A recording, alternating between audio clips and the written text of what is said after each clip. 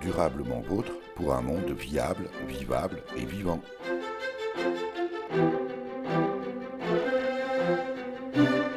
Aujourd'hui, nous évoquerons le changement climatique et le groupe d'experts intergouvernemental sur l'évolution du climat, le fameux GIEC, tant fustigé.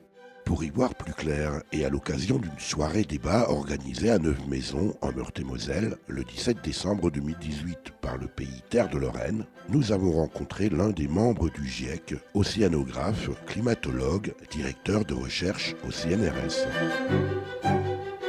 Durablement vôtre, à réécouter sur durablementvôtre.fr. Dominique Potier, bonjour. Bonjour. Dominique Potier, pourquoi une telle conférence au niveau local alors que tout le monde est aujourd'hui informé du changement climatique ?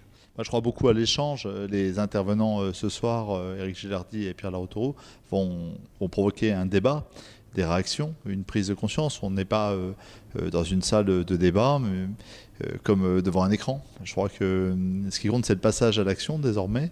C'est le passage à l'action dans sa propre vie et de façon collective. Or, la forme du débat qu'on organise doit susciter, doit amplifier ce que nous avons déjà engagé sur le territoire. Quel est votre regard sur le résultat de la COP24 qui vient de se terminer en Pologne, 24e conférence sur le climat? Et qu'est-ce qu'un député comme vous, Dominique Potier, peut faire pour ou contre le changement climatique? Alors, la COP24 nous laisse un goût amer. On sent qu'in extremis, on a sauvé la face en trouvant un accord minimum, mais les engagements concrets, les programmes n'ont pas été tenus dans les COP précédentes et on sent moins d'enthousiasme que dans les précédentes. Donc, mon point de vue est très très alarmiste. J'attends la conférence de ce soir pour avoir un débrief complet. Pierre Larrouturou nous dira également son point de vue. D'autres contacts que nous avons au niveau national tireront les bilans de cette conférence et je ne doute pas que la question sera posée au ministre de l'écologie, au Premier ministre dès mardi ou dès mercredi. Donc qu'est-ce que peut faire un député? Il va voter bientôt la programmation pluriannuelle de l'énergie. Il vote des budgets de la France en matière de transition énergétique. Et puis il peut localement animer, c'est ce que nous faisons, un territoire à énergie positive et à croissance verte que nous avons signé il y a quelques années avec Ségolène Royal et que nous poursuivons aujourd'hui avec des crédits publics mais également des crédits des certificats d'économie d'énergie. Je voudrais insister sur le vote budgétaire. En France, on dit qu'il faudrait passer de 30 à 60 milliards d'investissements pour réussir la transition énergétique, pour être au rendez-vous de ce qui est attendu en termes de baisse de gaz à effet de serre. Actuellement, il y a environ 10 milliards par les ménages, 10 milliards par les entreprises et 10 par l'État sous des formes diverses, ADEME, Fonds Chaleur, etc. Augmenter de 30 milliards, c'est-à-dire de 10 milliards pour l'État, est tout à fait à notre portée. Et nous avons politiquement porté des amendements en ce sens qui ont été très partiellement suivis, mais on n'est pas du tout à la hauteur des enjeux. À ce propos, Dominique Potier, le mouvement des Gilets jaunes ne vous donne pas le sentiment qu'il y a aujourd'hui un décalage entre, pas seulement sur les questions du climat, mais aussi sur les questions du climat, entre l'attente de la société et la réponse gouvernementale? Les attentes de la société, elles sont à plusieurs niveaux. Elles sont bien sûr de répondre à l'inquiétude climatique, mais ce qu'on a vu avec les Gilets jaunes, c'était une attente de pouvoir d'achat de fin du mois qui s'est exprimée, qui a télescopé, une hausse des carburants qui était concomitante à une hausse des matières premières fossiles. Donc il y a une révolte populaire, des manifestations qui sont visiblement en train de s'étendre. J'ai entendu le ministre de l'Intérieur dire qu'il voulait mettre fin aux occupations des ronds-points. On est sur la fin d'une manifestation, mais sur une alerte très forte. On ne pourra pas faire la transition énergétique sans engager un nouveau contrat social, c'est-à-dire une réduction des inégalités. Il y a un chiffre qui est très clair. Il a été produit par la fondation de l'abbé Pierre.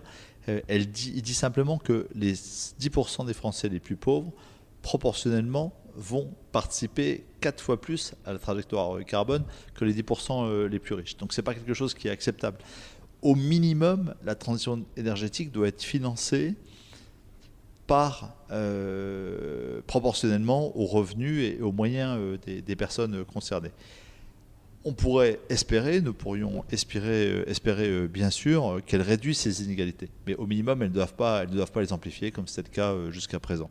C'est le sens de cette révolte.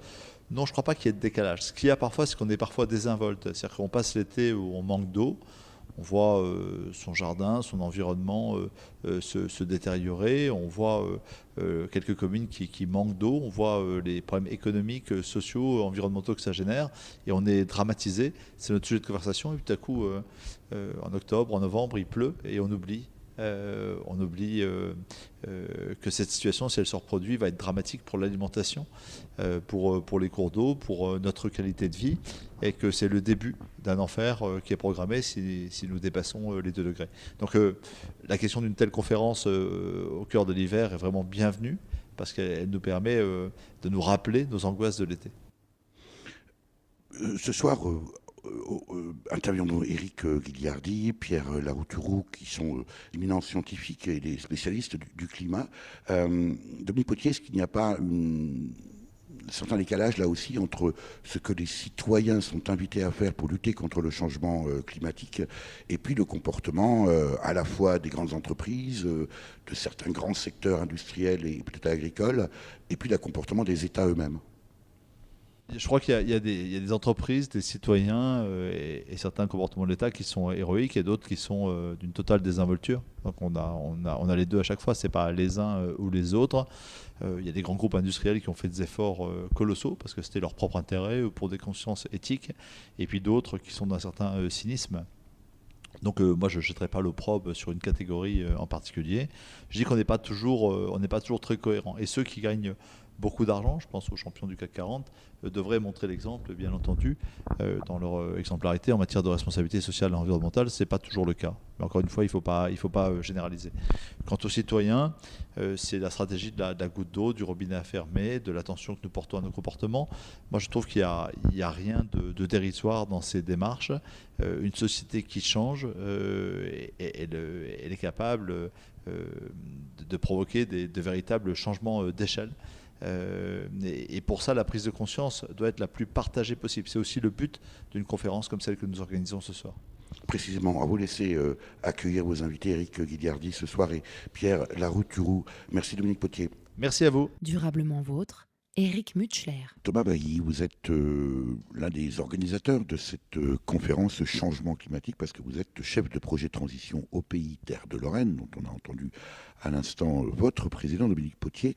Thomas Bailly, cette conférence, elle s'inscrit d'une certaine manière dans votre action territoriale. Oui, tout à fait. Elle s'inscrit dans la démarche Territoire Énergie Positive qu'on a engagée il y a 3 ans.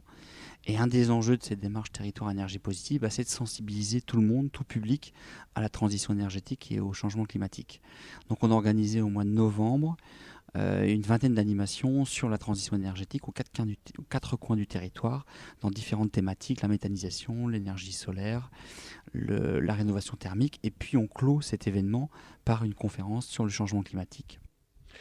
Comment réagissent les habitants du territoire, du pays Terre de Lorraine? Est-ce que le discours qui est porté par votre pays Terre de Lorraine, Thomas Bailly, est novateur, est bien perçu, surprend la population? Comment ça se passe sur le territoire, sur le terrain? Alors, moi, je trouve qu'il y a un écho de plus en plus positif par rapport à ça, une oreille attentive par rapport à ces démarches. Donc je dirais pas novateur, mais parce que beaucoup de territoires le font, on est comme d'autres territoires, on essaie juste d'apporter notre pierre à l'édifice global de la lutte contre le changement climatique, et on sent de plus en plus, les événements aujourd'hui, on est à peu près 250 personnes, on a fait un événement il y a un mois sur le solaire, il y avait plus de 110 personnes, sur l'énergie solaire, donc c'est quelques indicateurs qui montrent qu'il y a un intérêt de plus en plus grandissant sur ces questions-là.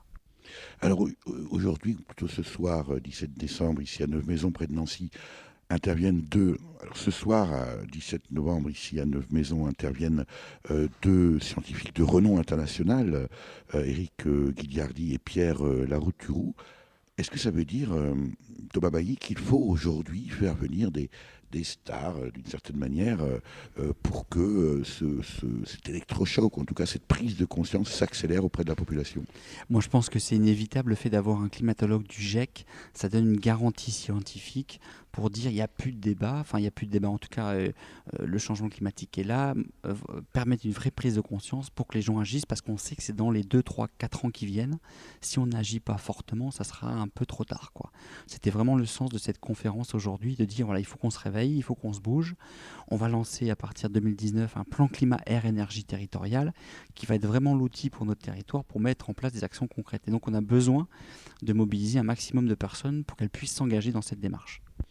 En même temps, on imagine bien que Éric Ghigliardi va nous expliquer que, évidemment, le climat étant un phénomène mondial, en tout cas planétaire, il ne sert à rien d'agir à un endroit si l'ensemble de la population planétaire, l'ensemble de l'humanité ne s'y met pas. Est-ce que vous n'avez pas un peu un sentiment d'action dérisoire, Thomas Bailly, que de n'agir qu'au niveau d'un pays comme le pays Terre de Lorraine ?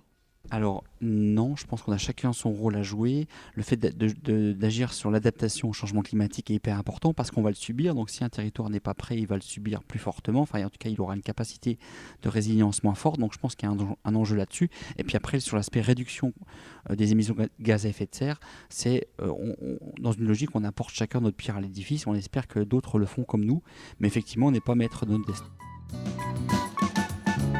Depuis la maternelle, j'entends parler d'effet de serre. La maîtresse nous disait penser à éteindre les lumières. C'est mieux pour la planète si on devient tous responsables. Alors faites attention, ne gaspillez pas l'eau potable. Et puis en grandissant, j'ai remarqué que les grands magasins, toute la nuit durant, laissaient allumer leurs vitrines. C'est peut-être que leurs gérants ne sont pas éco-citoyens, ou bien qu'ils sont sûrement en overdose de caféine.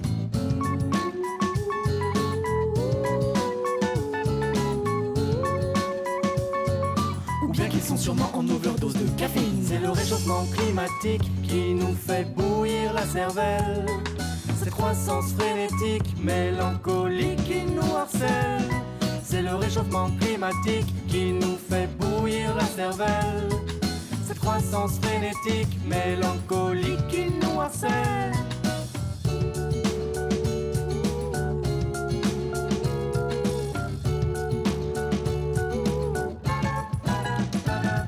Sur les bancs du lycée, on a parlé de la croissance. Mon prof d'éco disait le chômage est une évidence. Pour être compétitif, rien ne vaut quelques licenciements. Tu sais, le capitaliste fait pas dans les bons sentiments.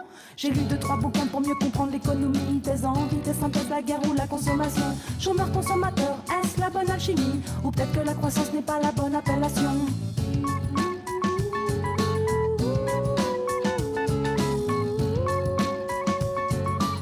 Que la croissance n'est pas la bonne appellation. C'est le réchauffement climatique qui nous fait bouillir la cervelle. Cette croissance frénétique, mélancolique qui nous harcèle. C'est le réchauffement climatique qui nous fait bouillir la cervelle. Cette croissance frénétique, mélancolique qui nous harcèle.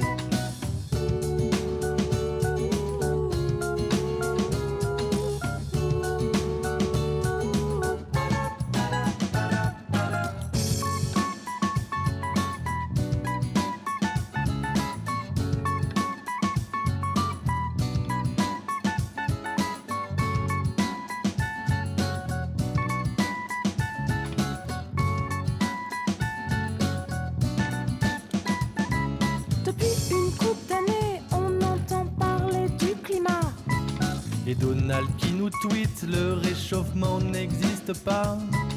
Il faut prendre des mesures pour préserver cette planète.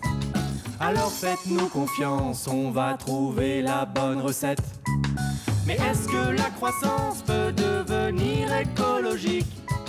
Tandis que ça, terre fond, l'ours polaire survit aux zoo. On voit des pétroliers rêver de migration arctique. Se frayer un chemin entre ces continents nouveaux. C'est le réchauffement climatique qui nous fait bouillir la cervelle. Cette croissance frénétique, mélancolique qui nous harcèle. C'est le réchauffement climatique qui nous fait bouillir la cervelle. Cette croissance frénétique, mélancolique qui nous harcèle. C'est le réchauffement climatique qui nous fait bouillir la cervelle. Cette croissance frénétique, mélancolique qui nous harcèle.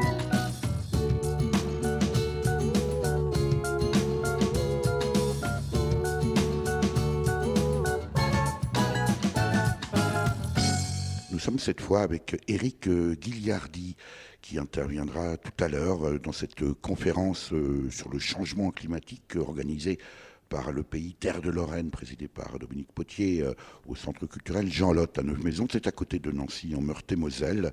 Éric Guilliardi, bonjour. Bonjour. Alors moi, je suis absolument ravi d'avoir enfin, pour une fois, un vrai membre du GIEC en chair et en os. Vous êtes climatologue, directeur de recherche au CNRS, le Centre national de la recherche scientifique, et précisément membre du comité de rédaction du 5e rapport du GIEC. Le GIEC, c'est le groupe d'experts intergouvernemental sur l'évolution du climat.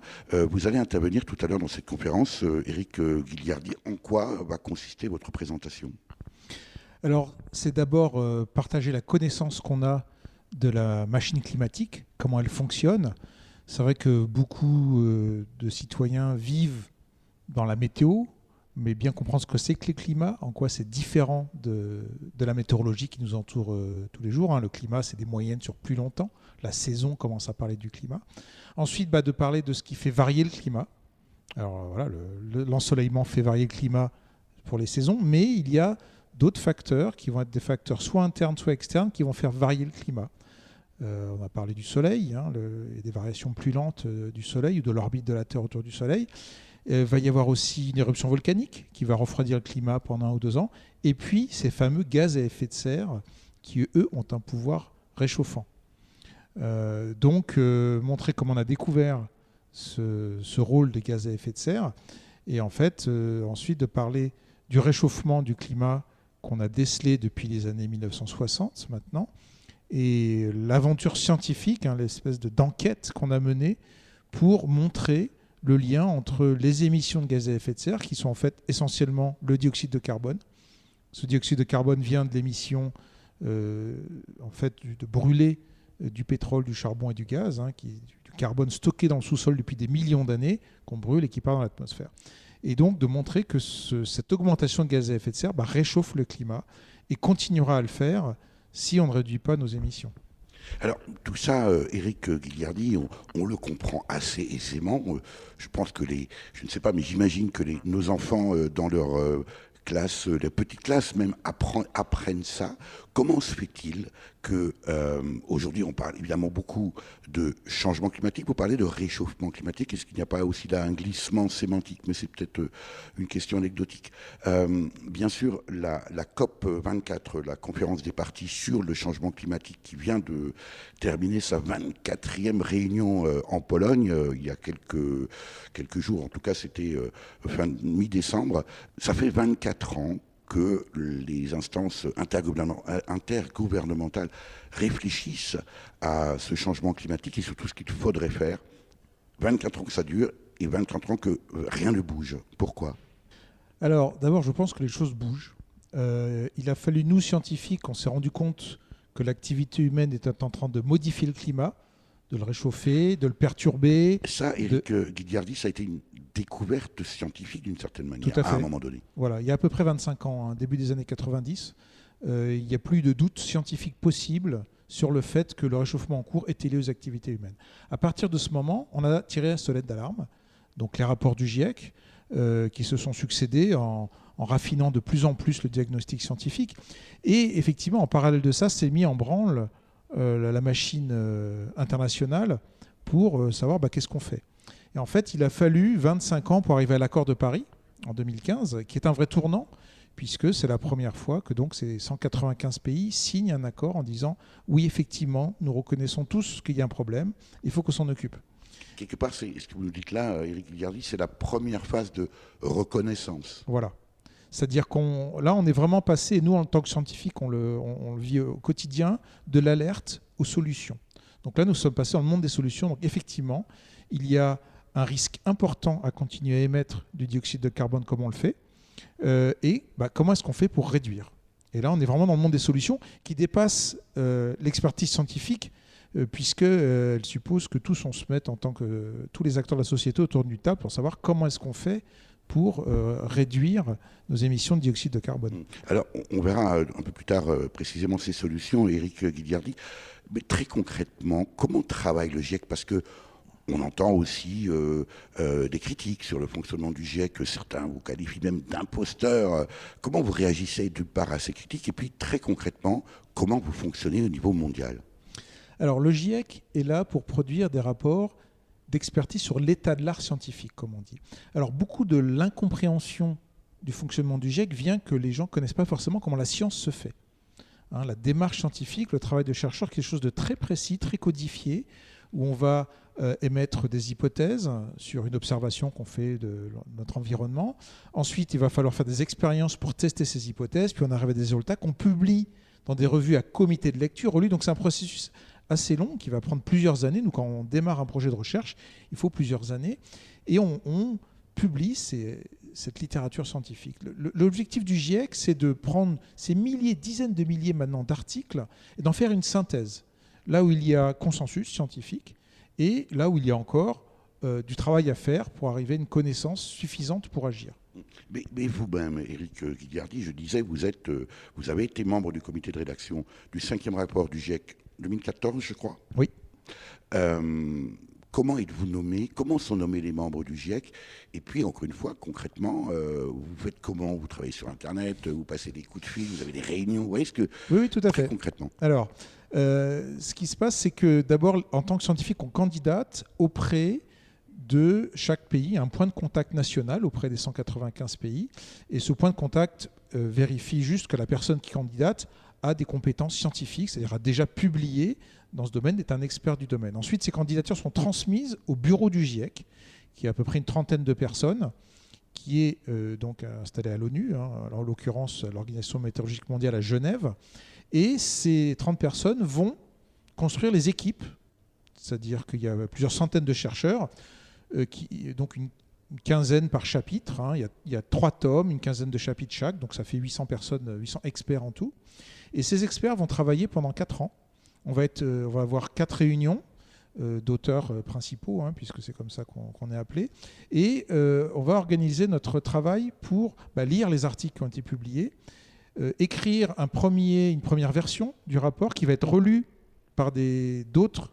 Là, on est vraiment dans la démarche scientifique. On est dans la démarche scientifique, c'est-à-dire que c'est vraiment, à la fois c'est une commande politique de l'ONU. L'ONU pose la question scientifique, est-ce que le climat se réchauffe? Est-ce que c'est l'activité humaine? Et nous, ensuite, on s'empare de cette question, on la reformalise pour qu'elle ait un sens scientifique, en organisant un chapitre, l'impact sur l'océan, sur les surfaces continentales, sur l'atmosphère, les changements régionaux, la modélisation du climat, tous ces aspects qui forment notre science pour pouvoir répondre à la question. Et on en fait un rapport d'expertise. Et ce rapport d'expertise, au bout de la 3e version, il y a un résumé pour décideurs qui est fait, c'est-à-dire une synthèse en fait qui fait une 15-30 pages, qui est très court par rapport aux 1000 pages du rapport, c'est pas beaucoup. Et cette synthèse est adoptée dans une réunion de l'ONU, du GIEC, donc, où chaque ligne est acceptée après une discussion. C'est vraiment une acceptation ligne par ligne qui peut donner lieu à des foires d'empoigne de détails ou des longues discussions dans la nuit, on va dire, comme on a l'habitude d'en entendre sur la négociation. Sauf que là, un pays ou un représentant de pays qui va apporter un argument en disant « je veux changer ça », il faut qu'il ait dans le rapport qui trouve l'argument scientifique. Alors, on est bien là dans la démarche scientifique, Éric Ghigliardi, à ne pas confondre bien sûr à la COP24, qui est une réunion politique. Comment vous réagissez à ces attaques parfois virulentes? On connaît aussi précisément le point de vue de Donald Trump, le président des États-Unis. Alors, pour moi, ces attaques sont en fait un témoignage de la réussite du GIEC. Quand on commence à déranger, c'est-à-dire qu'on est pris au sérieux, ce qui était le cas puisque 195 pays ont signé, évidemment, et nous les premiers, on aimerait bien avoir tort. C'est une énorme responsabilité que de tirer cette sonnette d'alarme, et on comprend que ça dérange. Et pas que Donald Trump. Nous tous, on consomme de l'énergie, du pétrole, un peu moins de charbon et du gaz. Et voilà, il va falloir changer des choses de façon importante si on ne veut pas avoir des risques accrus, des crises de plus en plus importantes à gérer, etc.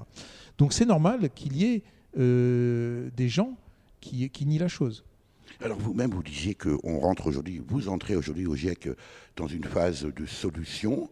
Là aussi, je vais vous demander un résumé, Éric Ghigliardi. Quelles sont-elles, en tout cas, les grandes pistes? En fait, puisque ce sont ces gaz à effet de serre qui réchauffent le climat, il faut limiter les émissions de gaz à effet de serre. Donc si on prend les différents scénarios qui nous permettent de limiter le réchauffement à 1,5 ou 2 degrés, qui est l'objectif de l'accord de Paris, elles sont de 2 ordres. D'abord, la sobriété, c'est-à-dire consommer moins. Et ça, c'est vraiment le premier levier, le plus important. Et ensuite, produire de l'énergie à partir de sources qui n'émettent pas de gaz à effet de serre. Donc c'est les deux grandes pistes.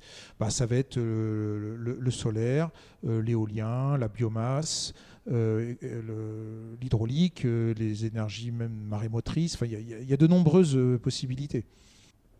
Éric Gilliardi, avec la somme de connaissances que vous avez aujourd'hui et compte tenu de la réaction politique précisément, est-ce que vous êtes confiant dans la capacité de l'humanité à répondre à cet enjeu ? Oui, moi je suis assez confiant. Il faut du temps et il faudra que ça se fasse dans des conditions démocratiques et d'acceptation sociale, on le voit bien en ce moment, qui soient satisfaisantes. Mais il y a vraiment une machine en marche et la COP21 était un tournant assez net. Donc oui, je suis assez confiant pour qu'on puisse, en restant en démocratie, limiter les risques liés au changement climatique. Durablement vôtre, Éric Mutschler.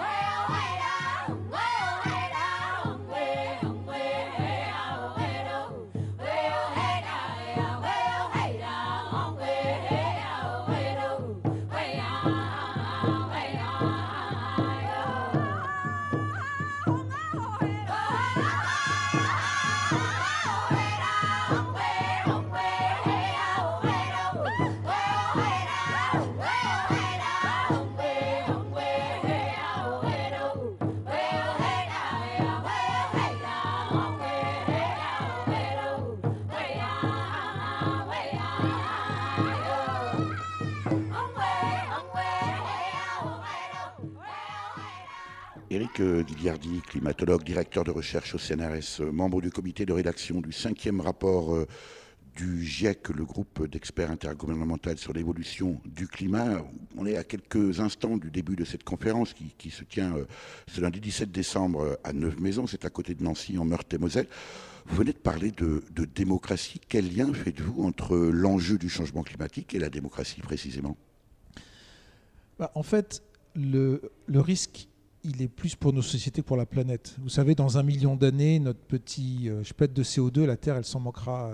Par contre, l'accès à l'eau, les déséquilibres démographiques, les déséquilibres d'accès aux ressources peuvent être rendus encore plus graves par le changement climatique. Donc ce qui est vraiment en jeu, c'est l'équilibre de nos sociétés dans les dizaines d'années qui viennent. Et donc, de faire cette transition... C'est à cette échéance-là. Ah oui, et on est déjà dedans, on a des exemples. Et donc de faire cette transition tout en restant en démocratie, c'est vraiment l'enjeu de ce dernier rapport 1.5 du GIEC qui montre qu'on peut aujourd'hui, avec des actions fortes, faire cette transition dans des conditions qui respectent le fonctionnement de nos sociétés pour rester sous 1,5 degré. Plus on attendra, plus ça sera difficile. Et alors, précisément, sinon, quel est le scénario ? Le scénario du laisser-faire, c'est celui où la température augmente de 4 degrés globalement. Au lieu d'avoir 3-4 jours de canicule en France en moyenne, on en a 30, donc un pays qui n'a plus rien à voir, où la multiplication des extrêmes fait qu'il y a un coût important pour la société. Donc on peut s'adapter, l'homme s'adapte, c'est pas le problème. Mais la question, c'est vraiment à quel coût financier, humain et pour nos sociétés. À quoi sert l'engagement des citoyens, Éric Ghigliardi, si les États bloquent, on l'a vu encore, alors pour vous, on a bien compris l'argument du succès relatif, je vais relativiser quand même, de cette COP21 qui vient de se tenir en Pologne, c'est la 24e conférence. À quoi sert la mobilisation des citoyens ? Vous en aurez beaucoup ce soir, et vous n'aurez pratiquement que ça dans la salle ce soir ici à Deux Maisons. Et si on sent bien que les États ne suivent pas, ou ne sont en tout cas pas à la hauteur des enjeux. Alors, je pense que les États doivent prendre des décisions avec de multiples contraintes. Et la contrainte climatique fait partie maintenant de la décision, mais ce n'est pas la seule. Le bien-être des populations, le développement économique, de sortir des gens, on l'a bien vu avec ce qui s'est passé en France ces derniers week-ends, l'acceptation sociale est extrêmement importante. Donc je pense qu'à partir du moment où les citoyens ont conscience des enjeux, s'engagent à la fois à leur niveau personnel, mais aussi au niveau local, au niveau régional, bien sûr national et international, il y a espoir d'arriver à ce que chacun s'empare de ça, ne le voit pas comme une contrainte, mais comme plutôt une opportunité de s'occuper de notre environnement ensemble. Pour autant, vous ne répondez pas vraiment à ma question, Éric Ghigliardi. Si ça bloque au-dessus, dans nos pays qui sommes en démocratie, nous votons. Ça fait partie du moyen. Et je pense qu'aussi, voter tous les quelques années peut ne pas être suffisant, mais aussi les initiatives locales, de plus en plus de citoyens s'emparent du problème et sont d'une inventivité remarquable, parce que ça devient une valeur commune positive. Et là, ça peut déplacer des montagnes. Je vous sens effectivement très confiant. Oui, moi je suis assez confiant. Bon, je suis optimiste de nature, mais je pense qu'il y a vraiment ce tournant de la COP21, on le sent dans nos interventions grand public, il y a vraiment un avant et un après COP21. Alors maintenant, il y a une telle inertie de nos systèmes que ça ne va pas se faire du jour au lendemain, mais je pense qu'on en prend la bonne direction. Et le niveau des résistances qui s'exprime en donne aussi une mesure. Ça, c'est un point de vue, effectivement, qui me paraît intéressant de mesurer le succès, ou en tout cas la puissance d'un concept à la résistance qu'il suscite. Vous évoquez à l'instant, sans les formaliser, les mouvements des Gilets jaunes, bien sûr. Est-ce qu'il n'y a pas, selon vous, Éric Ghigliardi, une certaine contradiction entre une revendication légitime d'augmentation du pouvoir d'achat et le fait que c'est tout simplement fait pour consommer plus ?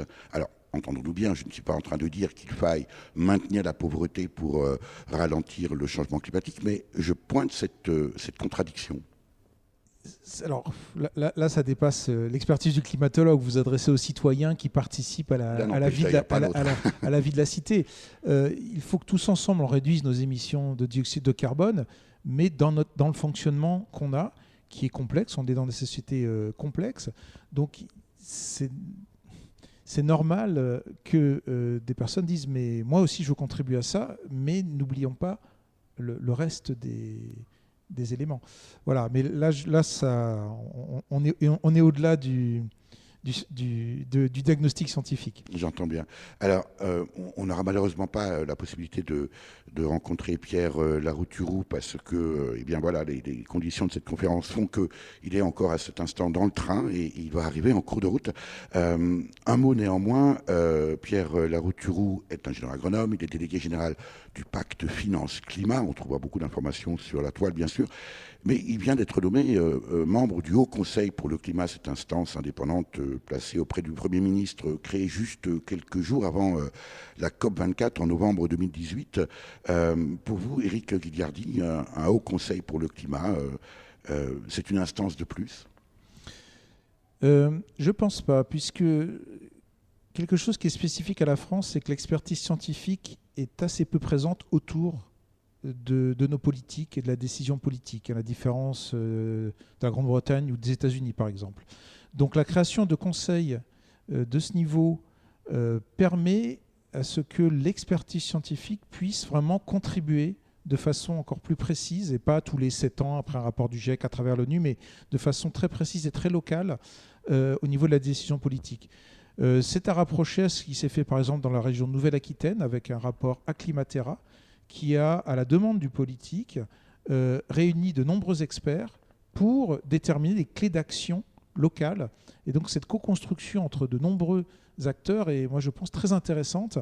Et voilà, donc de mettre l'expertise scientifique très près du politique, qui ne la remplace pas bien sûr, me semble très important et plutôt de bon augure pour la suite.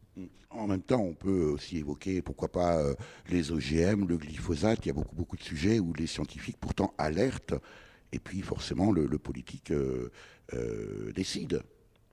Alors, les OGM, il n'a jamais été prouvé scientifiquement que les OGM avaient un impact sur la santé. Donc, voilà. Ensuite, la société s'en empare pour ce que les OGM représentent, etc. Là, c'est une grosse différence, je pense. Le glyphosate, c'est un problème d'expertise, justement, de confiance dans l'expertise. Et là, d'établir des comités qui vont être à la fois compétents, pluriels et indépendants, qui sont les 3 bases de l'expertise, me semble absolument essentiel. Et ce Haut Comité pour l'action climatique répond à ça, le GIEC aussi. Et donc, je pense que les citoyens sont en demande de comités de ce type, où il ne va pas y avoir de conflit d'intérêts. Il va y avoir une vraie expertise et qui vont être pluriels. Vous qui avez contribué à la rédaction du 5e rapport du GIEC, Éric Guilliardi, vous êtes un scientifique, je le disais tout à l'heure, climatologue, directeur de recherche au CNRS, mais vous êtes également citoyen, vous avez bien fait de le rappeler.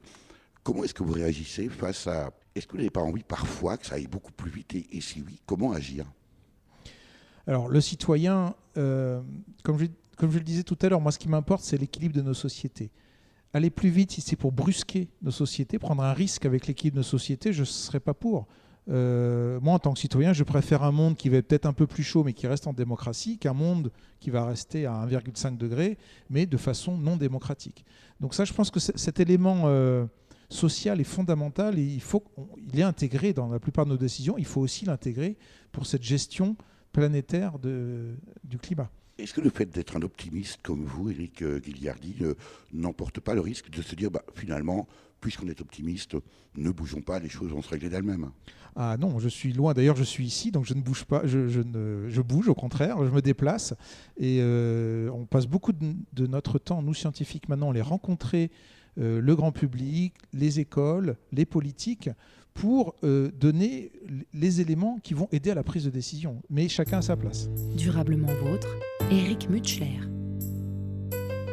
Ainsi le vieux menteur a quitté le pouvoir, et le peuple souverain, appelé à voter, a choisi Lise Nogoud, le teigneux à l'œil noir, pour marcher à sa tête, pour le représenter. Et le peuple souverain, chapeau la clairvoyance, par sa majorité librement exprimée, l'a jugé respectable et méritant confiance, et digne qu'on le suive, et digne d'être aimé. Douce France. Ainsi le matamor et ses rodomontades se retrouvent enfin calife, des années qu'il se pousse, qu'il intrigue et grenouille, planqué en embuscade, prêt à tout pour devenir le premier d'entre tous. C'est une vie d'ambition qui est couronnée ici, marquée par le mensonge et le mépris des lois, où la trahison est une pratique établie, où les promesses n'engagent que celui qui les reçoit. Douce France. Ainsi le familier des salons milliardaires, le partisan de toujours des inégalités, l'empêcher d'entrer dans les quartiers en jachère par un tour de passe-passe, hop là, aurait changé. Dissimulant ses crocs, le voilà qui se pose en héritier des justes, en agneau patelin. À peine s'il porte pas à son revers une rose, et le public baba applaudit des 2 mains. Douce France. Ainsi dans le camp d'en face, les éléphants barrissent et poussent des cris de baronne effarouchés, alors qu'ils sont semblables et compères et complices. Plus une once d'audace, plus l'ombre d'une idée. Et les ondes flagornent et la presse est muette. Je veux dire qu'on n'y voit guère d'indignation. Ça n'a rien d'étonnant puisque toutes les gazettes, ou quasi, appartiennent aux marchands de canons. Douce France.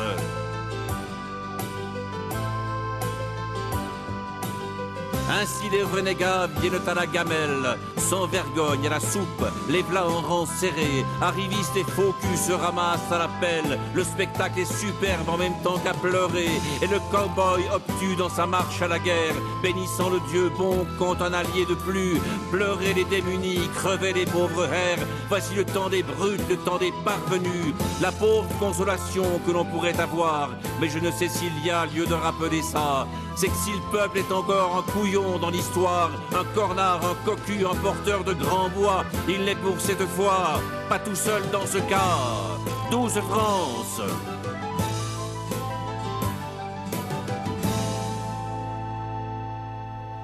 Éric Ghigliardi, je vous ai présenté comme climatologue. Ce que vous êtes, ça veut dire quoi, climatologue? Ça fait quoi comme métier, climatologue?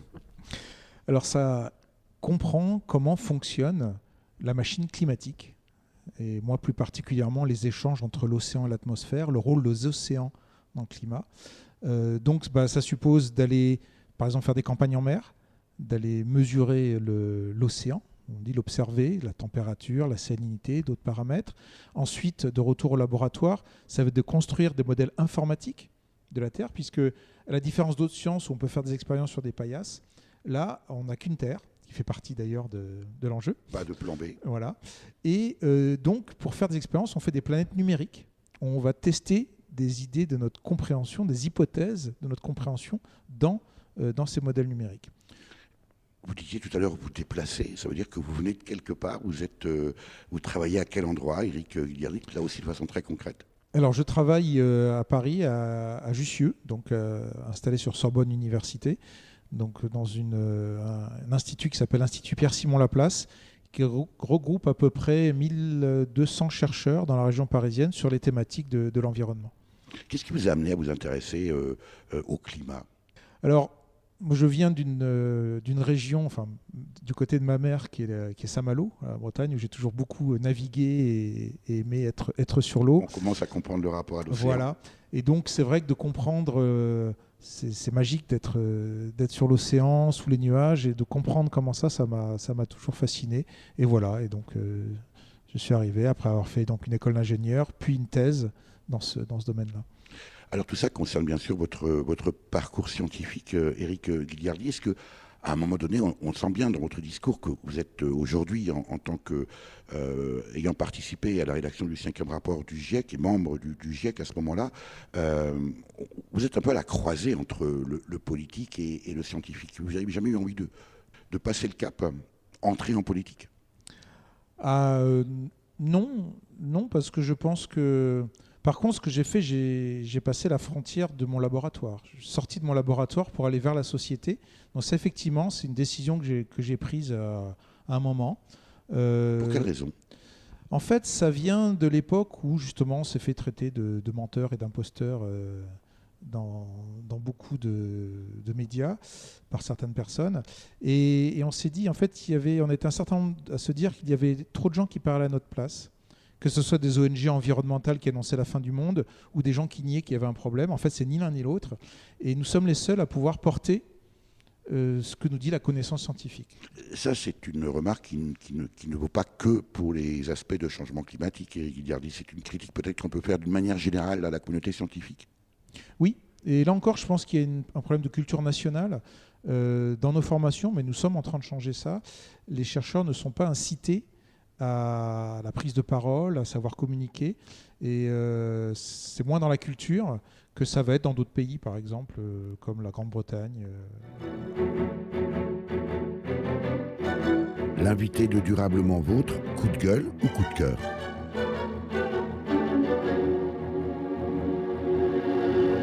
Thomas Bailly, chef de projet de transition au pays Terre de Lorraine, plutôt coup de cœur ou plutôt coup de gueule?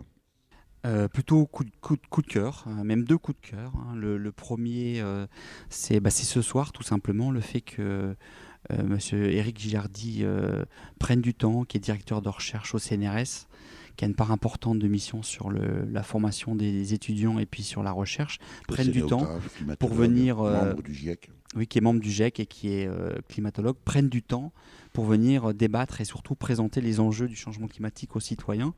C'est un vrai coup de cœur et c'est important que les scientifiques se mouillent et aillent à la rencontre du public et ne restent pas uniquement dans leur laboratoire.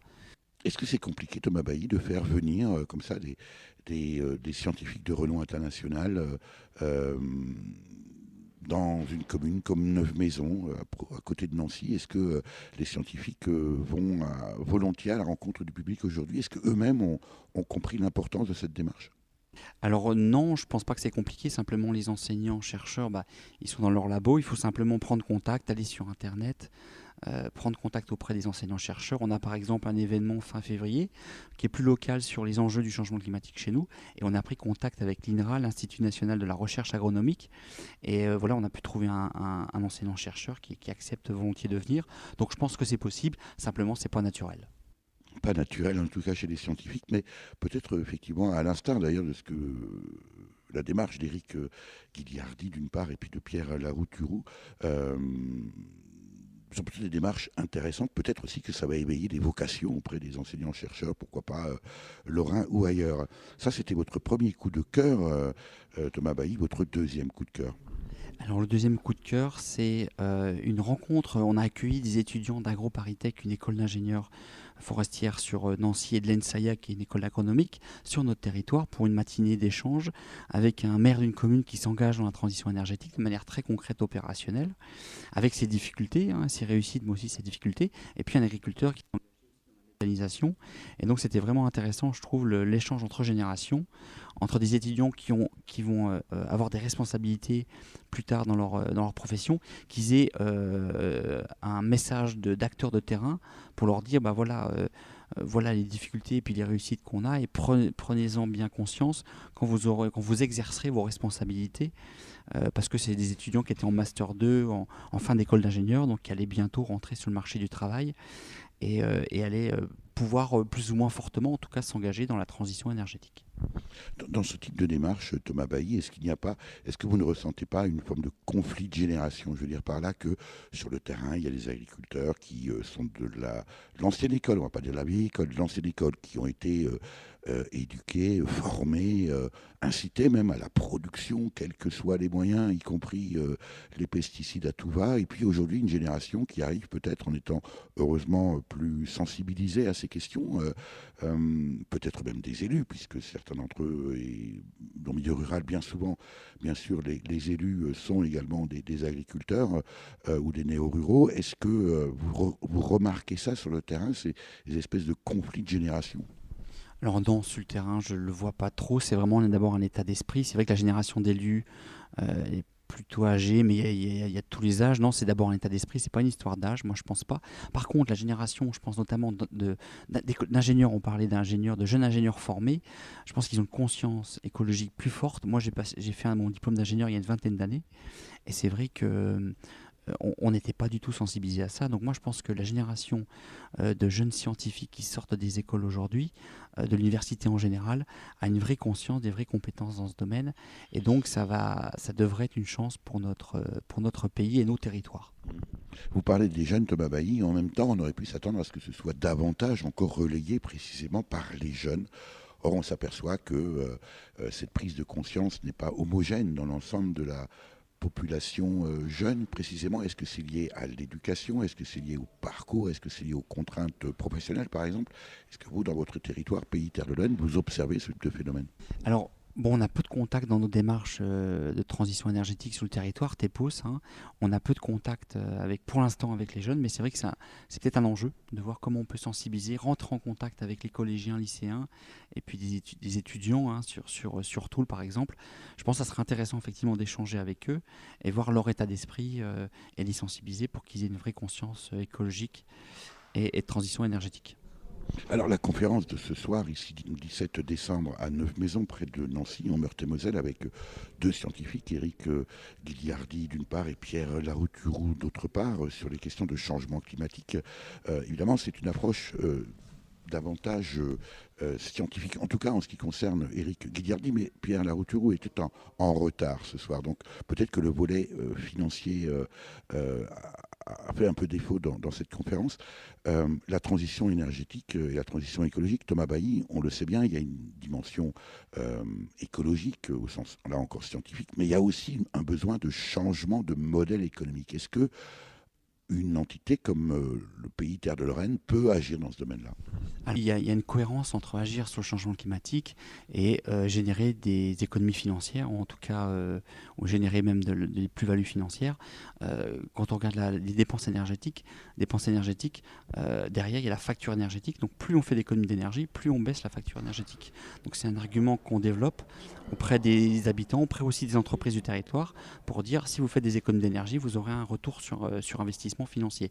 Un exemple, on a lancé il n'y a pas longtemps un prix auprès des entreprises du territoire et on a eu 6 entreprises qui ont eu le trophée des économies d'énergie qui s'engagent depuis quelques années sur notre territoire autour d'actions d'économie d'énergie. Merci Thomas Bailly. Merci Eric.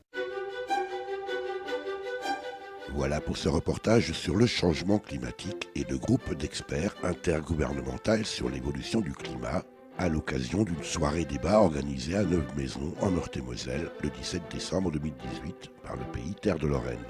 Avec Éric Guilliardi, océanographe et climatologue, directeur de recherche au CNRS, membre du comité de rédaction du 5e rapport du GIEC en 2014. Dominique Potier, député PS de Meurthe-et-Moselle et président du pays Terre de Lorraine, et Thomas Bailly, chargé de mission au pays Terre de Lorraine. Pour en savoir plus, rendez-vous sur écologique-solidaire.gouv.fr/comprendre-GIEC et aussi terredelorraine.org pour l'organisation de cette soirée débat. Vous avez pu écouter dans l'ordre Chansons climatiques par le groupe Le Caribou Volant, paru sur l'album Y'a pas d'âme, l'écologique, sorti en 2018. Mother par Ulali, un groupe de natives amérindiennes, notamment Tuscarora et Apache, paru sur l'album Mac-Chi, sorti en 1994. Et enfin, Démocratie par le Suisse Michel Buller, paru sur l'album Passant, sorti en 2008. Merci à Véronique Olivier à la réalisation. Vous pouvez réécouter cette émission de la semaine qui suit sa première diffusion sur le site www.durablementvôtre.fr.